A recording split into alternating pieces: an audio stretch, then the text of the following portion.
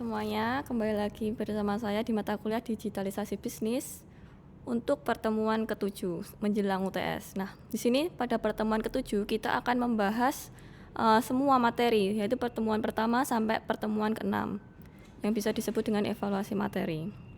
Nah, yang pertama, pertemuan pertama kita membahas mengenai konsep digitalisasi bisnis, di mana pada konsep ini pertama kita membahas apa sih pengertian digitalisasi bisnis, yang kedua jenis dari digitalisasi bisnis atau digital bisnis atau bisnis digital, kemudian yang ketiga yaitu kelemahan dan kelebihan dari bisnis digital. Nah, pertama, apa sih bisnis digital? Bisnis digital itu suatu kegiatan yang memanfaatkan teknologi dalam pelaksanaannya. Nah, baik dalam menciptakan maupun dengan pemrosesannya dengan serangkaian kegiatan dalam memasarkannya. Nah, bisnis ini meliputi penyediaan barang dan jasa, kemudian perubahan dari jenis fisik, juga berbagai usaha yang bisa dilakukan secara online. Nah, secara sederhana, bisnis digital itu yaitu merupakan bisnis yang penggunaannya itu menggunakan media elektronik atau online. Kemudian jenis dari bisnis digital itu ada beberapa. Di sini ada yang pertama adalah online shop atau e-commerce, yang kedua yaitu penyedia jasa, yang ketiga adalah konversi barang fisik menuju digital, kemudian yang keempat adalah digital marketing atau pemasaran dengan digital. Di mana online shop itu merupakan suatu proses membeli dan menjual produk-produk secara elektronik oleh konsumen dan dari perusahaan ke perusahaan dengan komitmen atau menggunakan media komputer sebagai perantara transaksi bisnis tersebut. Kemudian yang kedua yaitu contoh dari online shop atau e-commerce itu yaitu biasa digunakan zaman sekarang, yaitu Shopee, kemudian Lazada, Tokopedia, dan lainnya. Yang kedua yaitu penyedia jasa, di mana sekarang itu banyak sekali startup yang memanfaatkan peluang bisnis digital ini, sehingga bisnis yang mereka buat itu dapat menghasilkan keuntungan yang besar. Nah, di mana mereka itu menyediakan penyediaan jasa bagi setiap kebutuhan konsumen. Contohnya seperti Grab, Gojek, jasa pendidikan seperti ruang guru dan lain-lainnya. Yang ketiga yaitu konversi barang fisik menuju digital, di mana selain menyediakan berbagai produk barang ataupun jasa, bisnis digital ini juga mencakup konversi dari produk non-digital menjadi digital. Contohnya seperti yang tadinya kita menggunakan buku secara fisik, kita sekarang dapat menggunakan buku non-fisik, contohnya adalah e-book. Kemudian ada e-jurnal, kemudian ada sebagainya.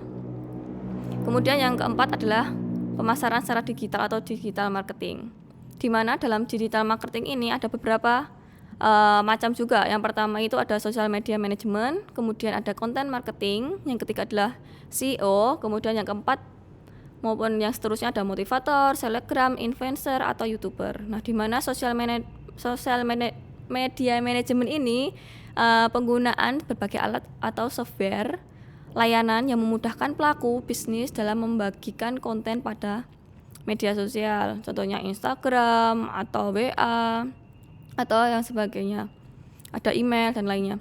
Yang kedua adalah content marketing, di mana strategi pemasaran itu merencanakan, membuat dan mendistribusikan konten yang mampu menarik audiens yang tepat sasaran, kemudian mendorong mereka menjadi customer.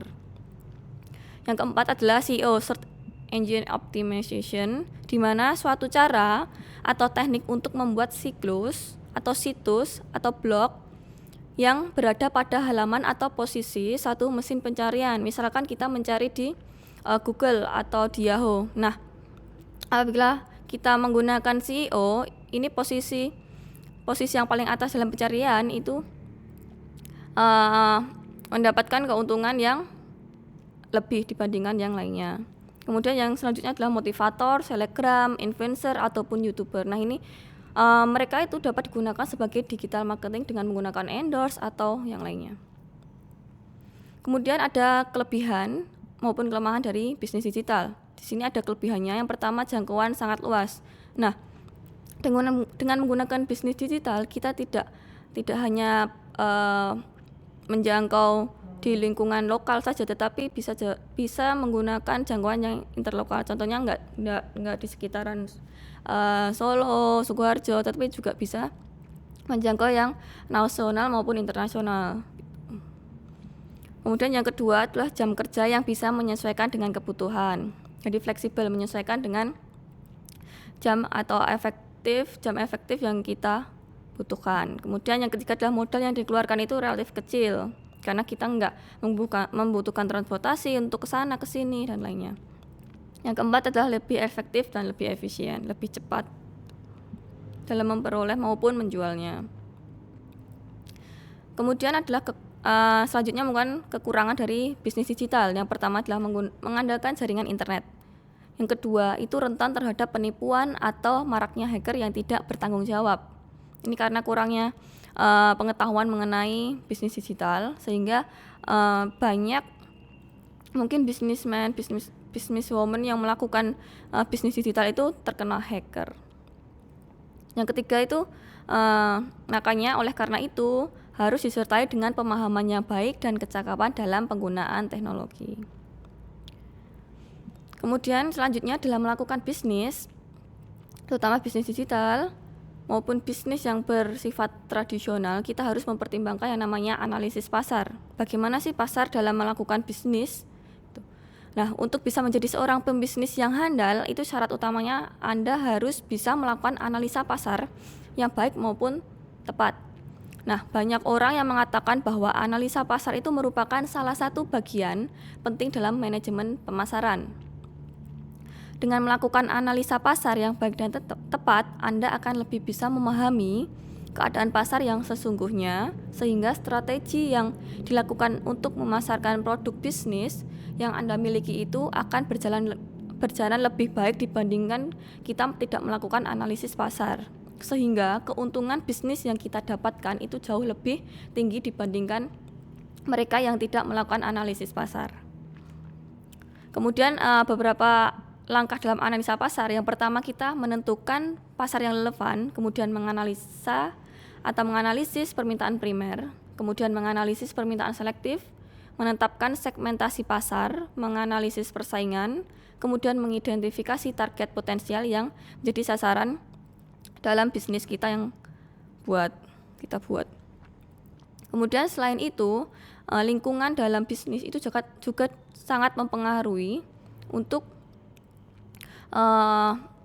bisnis yang kita bangun, apalagi secara digital, di mana ada dua lingkungan.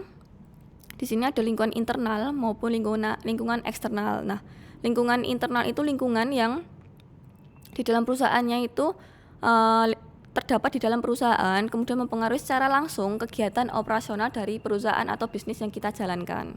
Contohnya itu pemilik bisnisnya, kemudian apabila perusahaan besar, dewan direksinya itu mempengaruhi, kemudian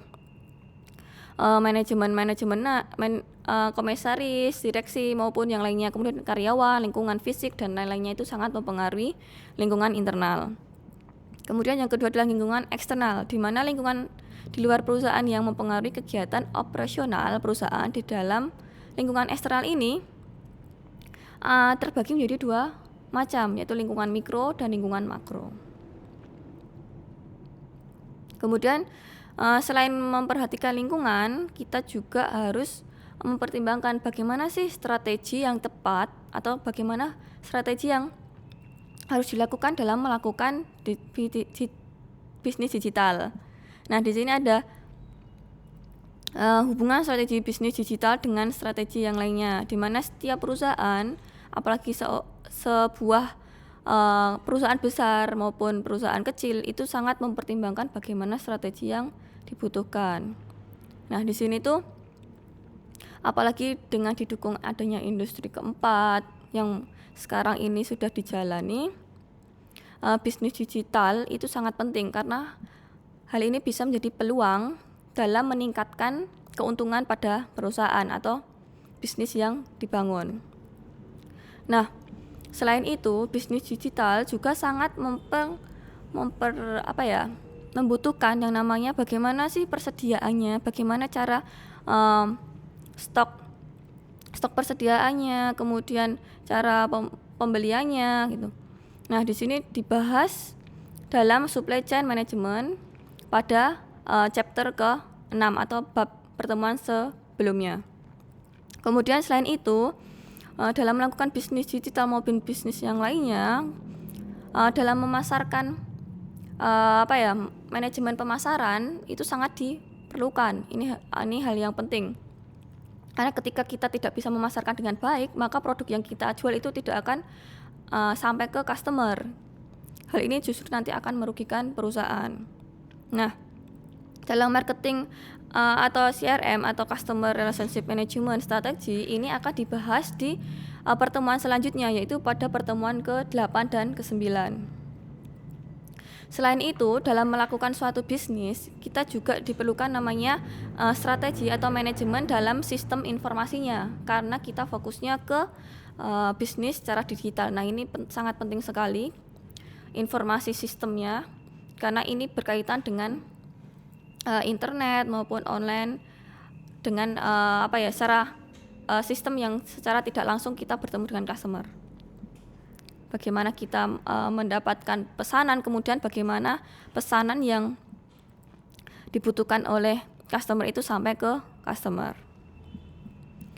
Kemudian di sini ada model dari proses strategi dalam melakukan bisnis secara umum. Nah, yang pertama itu menganalisis strateginya. Kita harus mempertimbangkan yang namanya lingkungan eksternal dari perusahaannya, kemudian sumber internalnya bagaimana. Yang kedua yaitu objektivitasnya dari strategi. Setiap unit usaha atau perusahaan dalam menjalankan bisnis pasti mempunyai namanya visi, misi, dan objeknya itu pasti akan ketahuan siapa yang akan menjadi objeknya. Kemudian yang ketiga lah definisi dari strategi atau definisi dari pengertian dari strateginya, di mana semua itu ada pilihan umumnya, kemudian evaluasi dalam pemilihannya, kemudian seleksinya dalam kita menentukan strateginya. Yang keempat adalah penerapan dari strategi, di mana setiap dalam melakukan namanya strategi kita harus mempunyai rencana planningnya. Kita rencana apa sih ya, strategi apa yang akan kita buat agar nanti produk kita itu sampai ke pelanggan loyal dan pelanggan akan bertahan pada produk kita. Yang kedua yaitu evaluasi, eksekusi yaitu bagaimana produk itu nyaman digunakan oleh pelanggan ketika istilahnya produk itu sampai ke pelanggan dan pelanggan menggunakannya. Yang ketiga yaitu kontrol, bagaimana kita dapat mengontrol strateginya agar strategi itu akan bertahan lama untuk digunakan dalam bisnis tersebut. Kemudian yang pertemuan ke-6 itu membahas tentang SCM atau Supply Chain Management, di mana manajemen rantai pasokan, yaitu terkait dengan persediaan barang dalam bisnis yang kita buat atau bisnis yang kita rencanakan, di mana manajemen rantai pasokan itu merupakan koordinasi dari semua supply atau aktivitas dari pemasok, organisasi dari barang datang sampai dengan barang diolah, kemudian setelah diolah barang sampai ke customer.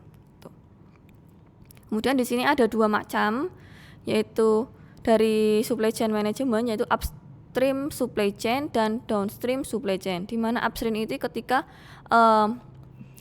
barang itu dari pemasok masuk ke perusahaan, itu namanya bagian dari hulu.